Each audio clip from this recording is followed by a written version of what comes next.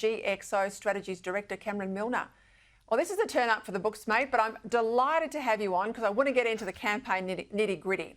I want to start with how volatile the electorate is, right? We know the vote is soft. Every pollster's telling us that. We also know there's a hell of a lot of undecideds out there. Now, we've got just 2 weeks clear, though, before pre-polls open. And that means the race is really on to get them in your corner.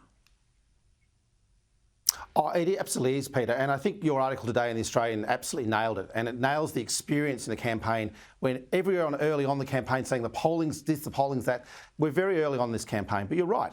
Voters will start to vote in 2 weeks' time. So both sides have to set their policies and get some momentum back into the campaign. But let's not forget those soft voters often vote late. So the soft voters are probably 3 to 4 weeks away from voting. So they're very gettable. And to your point, I've not seen a campaign like this, Peter, from the inside like you have as well, where the soft vote's at 45%. I mean, normally it'd be about 20%, and we get it down to about 10 by polling day. But starting out at 45% is a massive soft vote, so it's a massively gettable campaign for either side. We know in a campaign polls are going to bounce around. They did this week, Labor ahead in one, a coalition ahead in another, nil or draw in another, right? We also know the campaign polls will always tighten, right? This always happens. You mentioned my column. I went through this the other night with my viewers. We were behind in every single poll all the way through the year and the election in 2010. We got more seats in the end than Labor. We lost the negotiation. Of course, the same there for Scott Morrison too. He was behind throughout 2019 and he had that miracle win. So in many respects, it's a long way to play out. What we've seen this week, though, Cam, is the fight for the dominant narrative. Who has the dominant narrative? And then with the dominant narrative, who picks up the momentum into the second week? I think that's where it's critical. Oh, look, it is, Peter. And I think, I say the same thing about 2016. I mean, no one thought Shorten could win, and Shorten started from a very similar position to Peter Dutton and came within 1 seat of beating Malcolm Turnbull. So, and you obviously were served up, the first Labor minority government in 2010 as well. So it's doable within 1 term from the previous election. So Dutton's very much still able to do this. But I think the critical thing here is that we're not talking about cost of living any longer. And that's probably taken the wind out of Peter Dutton and the Liberals campaign. As soon as we get back to cost of living, I think it's game on and it tightens for Albanese. But it's also why Albo is very happy to talk about Trump and anything else but his cost of living crisis, Peter. So you make a really good point there.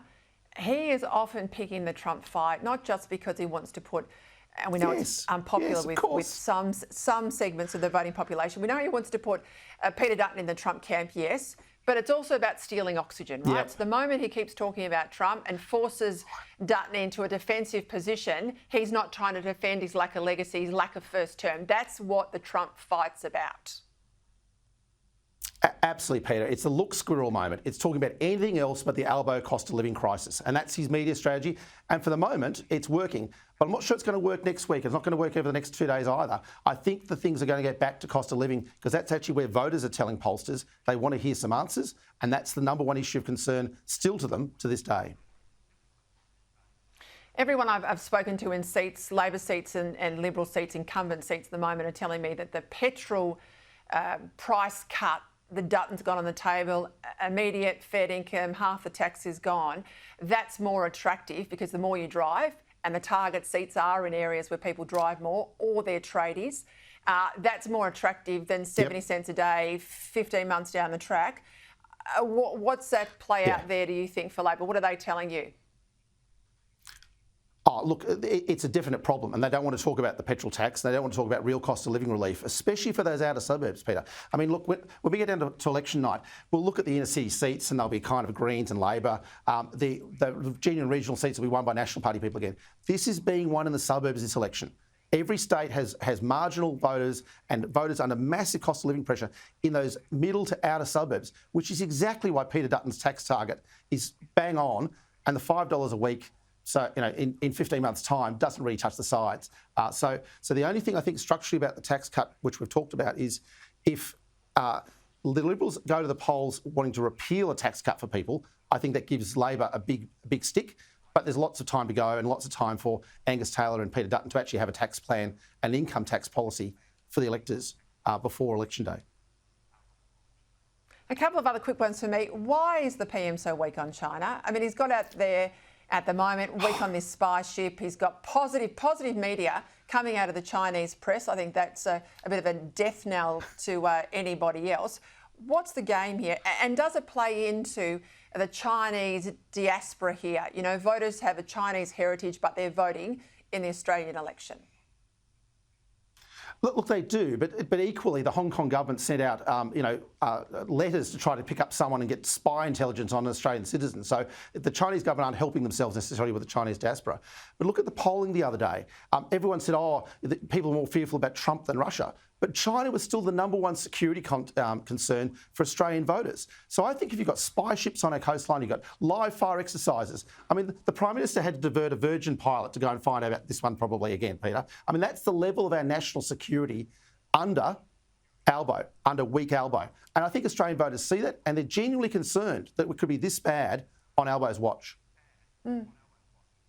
And this is a kick to my side, but I've got to say, Jacinta Nampijinpa-Price, I mean, the most popular politician in the country. Yep. Why wouldn't the Libs have her by Dutton side every single day? Because I think punters out there have a lot of trust in her, and it brings back the voice, even obliquely. You don't even have to mention it, just have Jacinta there.